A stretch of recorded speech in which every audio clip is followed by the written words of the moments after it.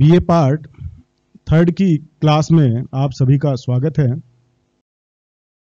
पाश्चात्य राजनीतिक विचारकों के क्रम में हमने प्लेटो पे अभी अपनी सीरीज जो चल रही है, तो उन्हीं टॉपिक्स में हमने कल देखा था प्लेटो की शिक्षा योजना, जिसमें उसने बताया कि किस प्रकार से प्लेटो की शिक्षा योजना जन्म से शुरू होती है और प्राथमिक शिक्षा 20 वर्ष तक चलती है। 20 के बाद में लगभग एक एग्जाम वो लेने के बाद में 20 से 35 तक फिर सैद्धांतिक शिक्षा चलती है और 35 से 50 तक एक व्यावहारिक शिक्षा के बाद में दार्शनिक शासक होते, उनका चयन होता है और वो शासन करते हैं। तो आज हम देखते हैं कि प्लेटो की जो शिक्षा सिद्धांत है, उस शिक्षा सिद्धांत के आधार पर प्लेटो की शिक्षा प्रणाली की क्या क्या विशेषताएं निकलकर सामने आती है।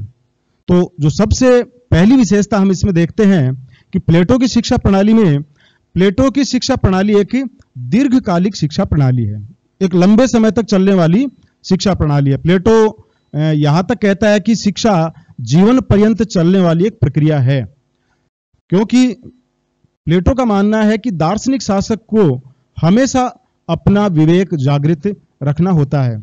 विवेक जब तक जागृत है, व्यक्ति निर्णय, उसकी जो डिसीजन मेकिंग पावर है वो बड़ी शानदार होती है जब तक वो अपने विवेक से लेता है, और विवेक जागृत रखने के लिए उसे हमेशा शिक्षा ग्रहण करते रहना चाहिए। तो यदि हम दूसरे शब्दों में कहें तो प्लेटो ये कहता है कि शिक्षा एक जीवन पर्यंत चलने वाली प्रक्रिया है, और इसीलिए प्लेटो ने अपनी शिक्षा प्रणाली भी दो भागों में जो बांटी है, उसने सैद्धांतिक और व्यावहारिक, उन दोनों शिक्षा प्रणालियों को वो जन्म से शुरू करता है और 50 वर्ष की आयु तक वो उसको कंप्लीट होने देता है।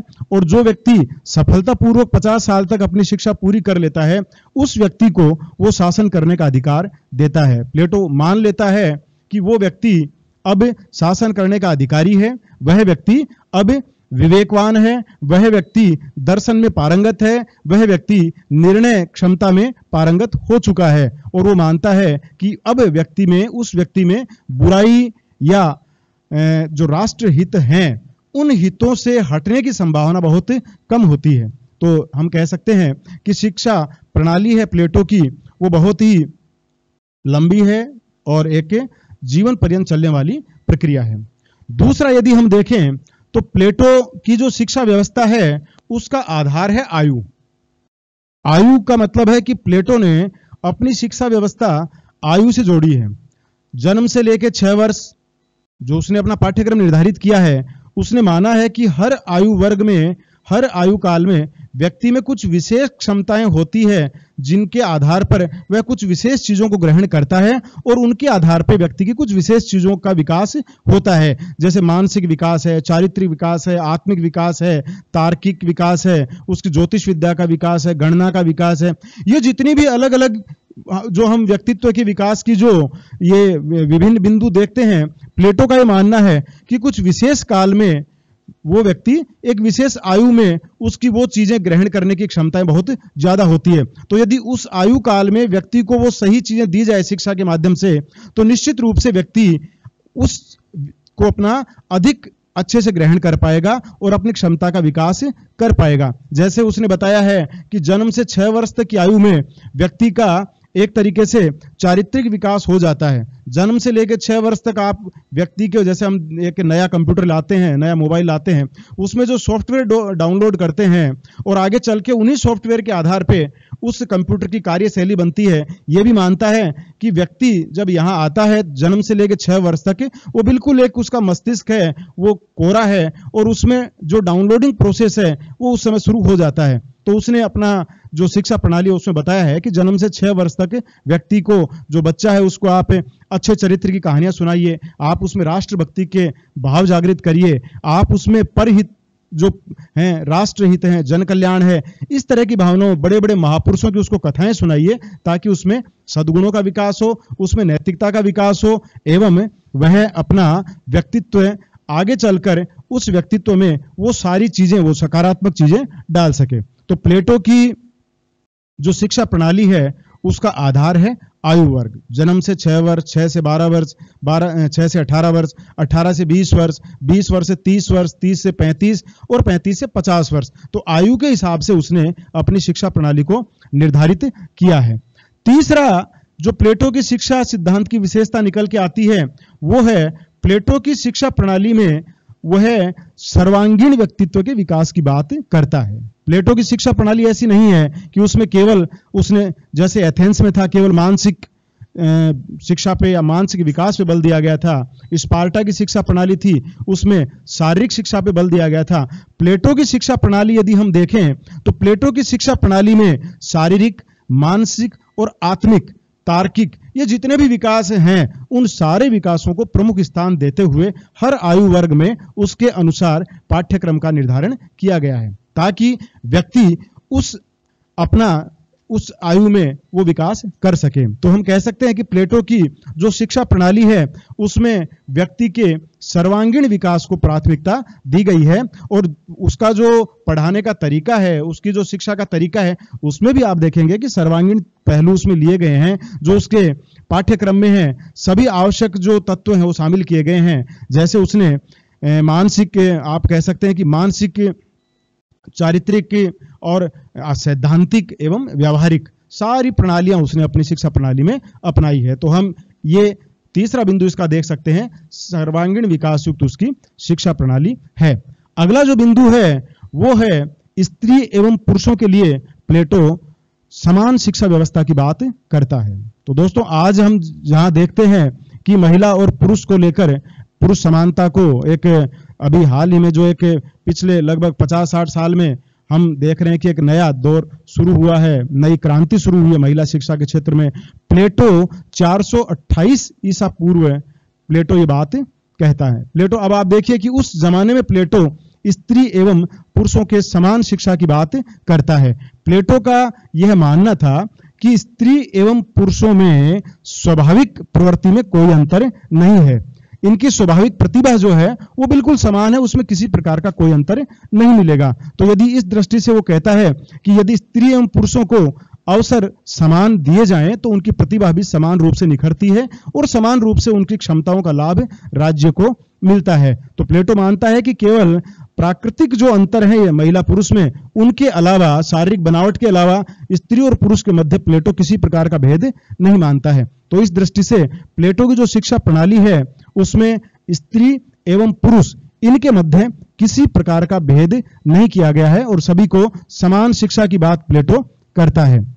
अगली जो विशेषता दिखाई देती है वो है कि प्लेटो की शिक्षा प्रणाली का उद्देश्य राजनीतिक था। आज हम देखते हैं कि वर्तमान में जो शिक्षा प्रणाली है, जो आज हम शिक्षा ग्रहण करते हैं, उनमें अधिकांशतः हम देखते हैं कि हमारी शिक्षा प्रणाली का उद्देश्य एक रोजगार प्राप्ति है।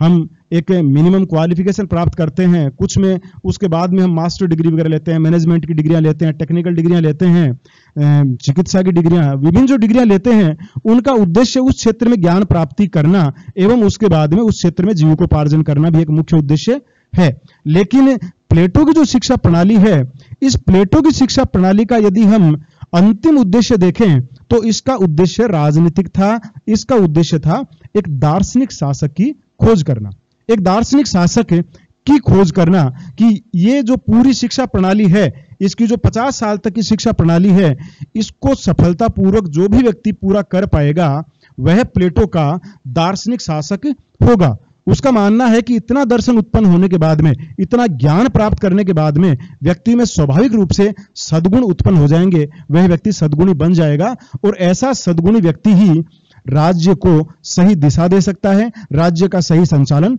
कर सकता है। तो प्लेटो की शिक्षा का अंतिम उद्देश्य है वो दार्शनिक शासक की स्थापना या दार्शनिक शासक का निर्माण या दार्शनिक शासक की खोज करना है। तो प्लेटो की शिक्षा का उद्देश्य हम देखते हैं कि कहीं भी व्यावसायिक नहीं है, बल्कि राजनीतिक दृष्टि से आदर्श राज्य की स्थापना के लिए एक दार्शनिक शासक की खोज करना है। तो इस दृष्टि से भी हम कह सकते हैं कि प्लेटो का जो शिक्षा सिद्धांत है वो राजनीतिक शिक्षा सिद्धांत दिखाई देता है। अगली जो विशेषता है वो आती है कि प्लेटो की जो शिक्षा है वो राज्य नियंत्रित है। यहां दो विशेषताएं आपको दिखाई देती है कि राज्य नियंत्रित शिक्षा है और अनिवार्य शिक्षा है।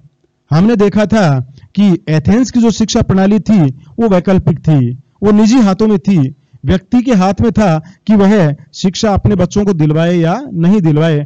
और उसमें जो स्पेशल कुछ सोफिस्ट वर्ग थे और थे, हमने देखा कि कुछ लोग ही शिक्षा दिलवाते थे। और उसमें भी एक सबसे बड़ी समस्या ये थी कि जो शिक्षा दी जाती थी उसमें कुछ ऐसी शिक्षा भी होती थी कि वो स्वहितों से संबंधित होती थी, उसमें राज्य के हित ज्यादा मायने नहीं रखते थे। तो उस स्थिति में कुछ लोग जो संपन्न थे वो शिक्षा दिलवाते थे और बाकी अपने बच्चों को शिक्षा नहीं दिलवाते थे। लेकिन प्लेटो ने यह माना कि प्रत्येक व्यक्ति को शिक्षा लेना अनिवार्य है, इसलिए उसने शिक्षा प्रणाली को अनिवार्य बनाया है कि राज्य में रहने वाला प्रत्येक व्यक्ति शिक्षा प्राप्त करेगा।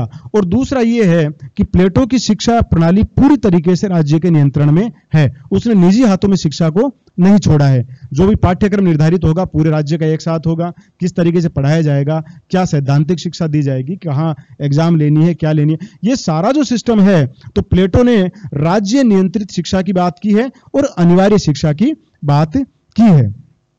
अगला जो प्लेटो की शिक्षा सिद्धांत की विशेषता है वो ये है कि प्लेटो की उच्च शिक्षा केवल संरक्षक वर्ग के लिए है। तो यहां हम जाने संरक्षक वर्ग किसे कहा गया है, ये अपने पहले भी चर्चा की थी। संरक्षक वर्ग प्लेटो ने अपने राज्य में 3 वर्ग माने हैं, शासक वर्ग, सैनिक वर्ग और उत्पादक वर्ग। सभी वर्गों का अपना अपना काम है, जो न्याय सिद्धांत में हम पढ़ चुके हैं कि हर वर्ग ईमानदारी से बिना किसी दूसरे काम में हस्तक्षेप करते हुए अपना कार्य करे। तो प्लेटो ने संरक्षक वर्ग नाम दिया है 2 वर्गों को, शासक वर्ग और सैनिक वर्ग। शासक वर्ग और सैनिक वर्ग है उसे प्लेटो संरक्षक वर्ग मानता है।